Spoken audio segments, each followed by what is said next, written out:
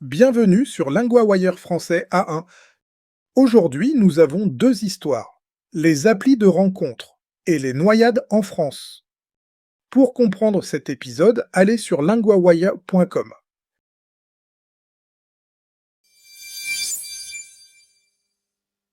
Les applis de rencontre perdent-elles leur charme? Nous retrouvons maintenant Mathieu, correspondant de LinguaWire pour la société. Merci Louis. Oui, on voit un petit recul. Les applis de rencontre ont moins d'utilisateurs qui paient.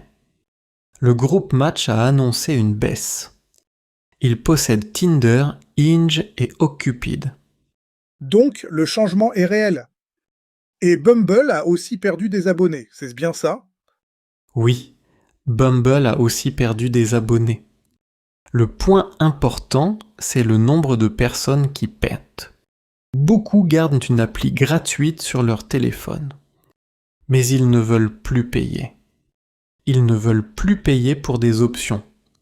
Je vois, les gens veulent garder une porte ouverte. Mais sans payer trop.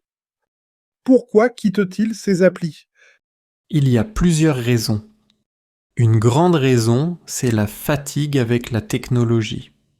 Depuis le Covid, beaucoup de choses sont en ligne. Et beaucoup de gens veulent revoir des personnes en vrai. Donc, ils veulent moins d'écran. Et plus de rencontres simples. Est-ce que ces applis sont mortes pour autant? Non, pas du tout. Les gens continuent souvent à les télécharger. Mais l'intérêt baisse petit à petit. Les jeunes adultes sont très présents. Surtout la génération Z et les millennials. Mais eux aussi commencent à décrocher un peu. C'est une baisse lente, pas une chute brutale. Et le côté jeu des applis, il comptait aussi. Oui, beaucoup. Au début, ces applis donnaient une sensation de jeu. On faisait défiler des profils très vite, mais cette nouveauté a disparu. Des personnes disent maintenant que tout cela paraît plus superficiel. Oui, on sent bien cette lassitude. Alors, où cherchent-ils l'amour maintenant? On voit plus d'intérêt pour les événements de speed dating. On voit aussi plus de clubs avec un intérêt commun. Par exemple, des clubs de course à pied. L'idée est simple. On rencontre des gens. Ils aiment la même chose. C'est concret. Et plus humain. Et si on paie, voit-on vraiment les gens? Oui, c'est l'un des avantages. On a au moins un vrai face-à-face.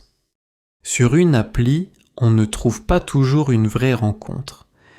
Et on ne sort pas toujours ensemble ensuite.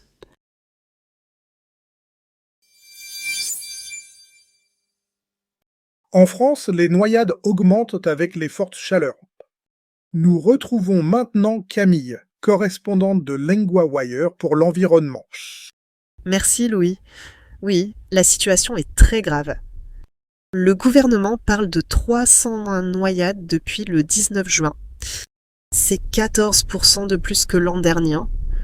La ministre Marina Ferrari parle d'un bilan tragique. Le nombre est très lourd. Et ces noyades arrivent pendant les vagues de chaleur? Oui, exactement. La France a connu de fortes chaleurs et beaucoup de personnes ont cherché de l'eau. Elles voulaient en se rafraîchir. Mais certaines ont pris des risques. La ministre dit que des accidents mortels ont eu lieu. Ils ont eu lieu dans des zones non autorisées. Donc le danger n'est pas seulement l'eau, c'est aussi l'endroit. Et la façon d'y aller. Oui. Elle cite aussi des canaux et d'autres eaux ouvertes. Le problème touche aussi des piscines privées. La ministre dit que beaucoup de noyades ont eu lieu. C'était chez des personnes âgées. Je comprends mieux.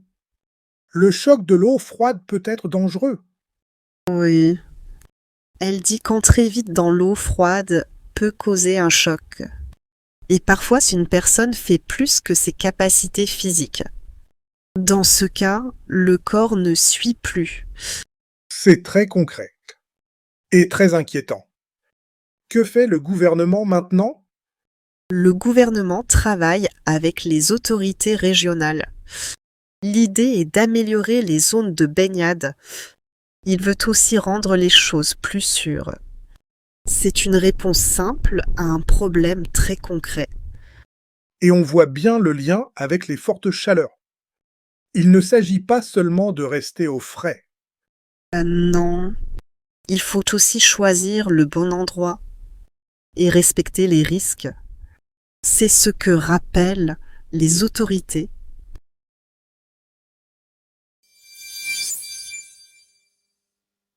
Partie 1, 3 mots sur la baignade. La baignade, c'est se baigner dans l'eau. On parlait de baignade et de zone de baignade. Exemple, la baignade est interdite ici. Le choc, un effet brusque et fort sur le corps. Dans l'histoire, la ministre parle d'un choc avec l'eau froide.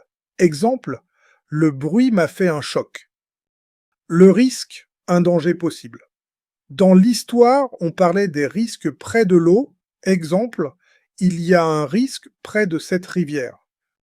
Partie 2, une structure utile, faire plus que. Faire plus que veut dire dépasser une limite. Dans l'histoire, fais plus que ses capacités physiques.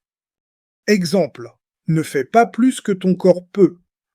Exemple, aujourd'hui, je ne veux pas faire plus que nécessaire. Répète après moi, faire plus que.